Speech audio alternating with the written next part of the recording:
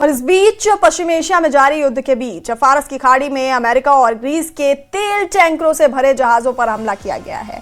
हमले में अमेरिका को बड़े नुकसान का दावा भी किया जा रहा है। वहीं अमेरिका ने साफ शब्दों में हमले के लिए ईरान को जिम्मेदार ठहराया है और आगे भयानक परिणाम भुगतने की सख्त चेतावनी दी है। वहीं बहरीन में भी अमेरिकी नियंत्रण वाले मुहर्रक हवाई अड्डों पर ड्रोन से हमला किया गया है। हमले के बाद तेल के टैंकों में भीषण आग लग गई है।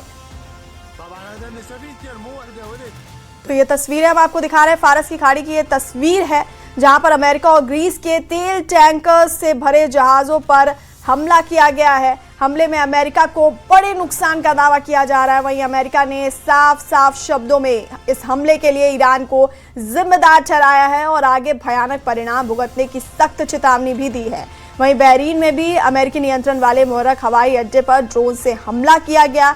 हमले के बाद तेल के टैंकों में भीषण आग लग गई है। दो तस्वीरें हम आपको दिखा रहे हैं, फारस की खाड़ी में किस तरह से अमेरिका और ग्रीस के तेल टैंकर्स को निशाना बनाया गया। तो वहीं बहरीन में भी अमेरिकी नियंत्रण वाले मुहर्रक हवाई अड्डे पर ड्रोन से हमला किया गया। ये तस्वीरें हम आपको दिखा रहे हैं, जिसके बाद अमेरिका ने कड़े शब्दों में हमले के लिए ईरान को जिम्मेदार ठहराया है और इसके भयानक परिणाम भुगतने की चेतावनी भी ईरान को दी है। तो पश्चिम एशिया में जारी युद्ध के बीच फारस की खाड़ी में अमेरिका और ग्रीस के तेल टैंकर्स को निशाना बनाया गया है। हमले में अमेरिका को बड़े नुकसान का दावा किया जा रहा है।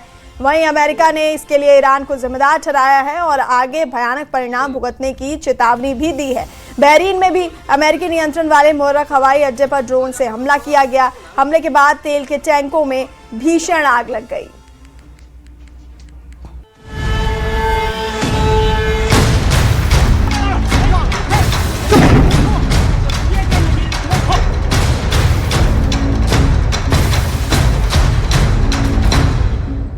इराक के तीसरे सबसे बड़े शहर बसरा के अल-फौ पोर्ट पर धू-धू कर जलते इस तेल टैंकर ने दुनिया को डराया और ये बताया कि ईरान अब समंदर की जंग में उतर चुका है।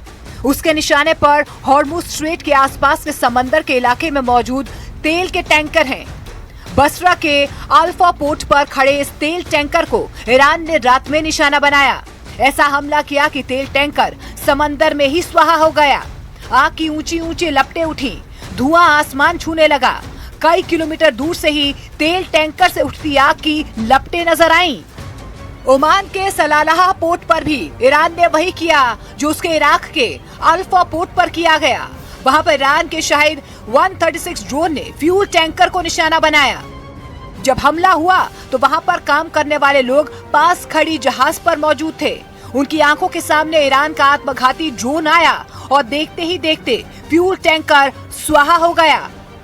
टैंकर में लगी आग और ऊंचे उठते धुएं को देखकर कर्मचारी चीखने लगे। दावा किया गया कि वहां पर समंदर किनारे रखे आधा दर्जन से ज्यादा फ्यूल टैंकों में भीषण आग लगी और करोड़ों का नुकसान हुआ।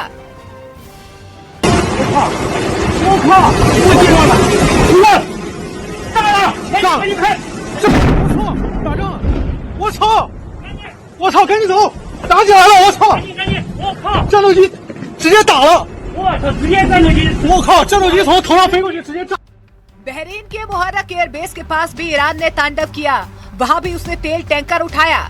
यह हमला ईरान ने अमेरिका की आंखों में आंखें डालकर किया, क्योंकि बहरीन का मुहर्रक एयरबेस अमेरिका की निगरानी में काम करता है और इसीलिए ईरान ने बहरीन को भी नहीं बख्शा। इराक, ओमान और बहरीन के अलावा ईरान ने पर्शियन गल्फ यानी कि फारस की खाड़ी में मौजूद तेल के कई टैंकर्स को निशाना बनाया, जिनमें 2 विदेशी तेल टैंकर ज़ेफिरोज और सेफसी विष्णु शामिल हैं। इस हमले की तस्वीरें भी आईं, जो इतनी भयानक थी कि दुनिया में हड़कंप मच गया, क्योंकि बीच समंदर में तेल के टैंकर धू-धू कर जल रहे थे। मतलब साफ था कि तेल के टैंकरों में आग लगाकर दुनिया में तेल की कीमतों में आग लगाने का ऐलान करना। अमेरिकी न्यूज प्लेटफॉर्म ने तो यहाँ तक दावा किया है कि ईरान की मिसाइलों ने फारस की खाड़ी में 5 कार्गो जहाजों को निशाना बनाया। खुद ईरान की सेना ने दुनिया को तेल पर सबसे बड़ी चेतावनी दी और कहा कि दुनिया कच्चे तेल के दाम $200 प्रति बैरल तक पहुंचता देखने के लिए तैयार हो जाए। You will not be able to keep oil and energy prices artificially low through economic life support. As we have already warned, if the war spreads across the region, expect oil to reach $200 per barrel. Oil prices follow the level of security in the region, and the source of that insecurity is you. यानी Iran ने केवल डराया नहीं, बल्कि जो कहा वो करना शुरू कर दिया। फारस की खाड़ी में हॉर्मुज़ स्ट्रेट के आसपास उसने दुश्मन और दुश्मन के दोस्तों के जहाजों पर हमले किए।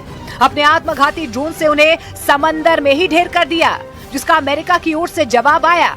ईरान ने तेल के दाम बढ़ने का दावा किया तो ट्रंप के मुताबिक तेल के दाम नीचे आ रहे हैं। यही नहीं, ट्रंप ने यह भी साफ किया कि फिलहाल वो ईरान में सेना का ऑपरेशन नहीं रोकने वाले।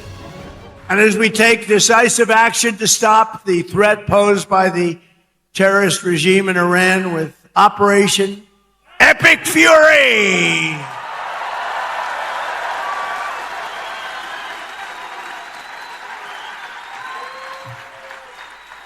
Is that a great name? Well, it's only good if you win. You know, you can only do. And we've won. Let me tell you, we've won. You know, you never like to say too early you won. We won. We won the bet. In the first hour, it was over. यानी दुनिया तेल के लिए तड़प रही है, लेकिन ना अमेरिका रुकने को तैयार है और ना ही ईरान झुकने को। उल्टा तेल टैंकर्स पर ईरान के ताबड़तोड़ हमलों ने एक नए और सबसे खतरनाक संकट की घंटी बजा दी है।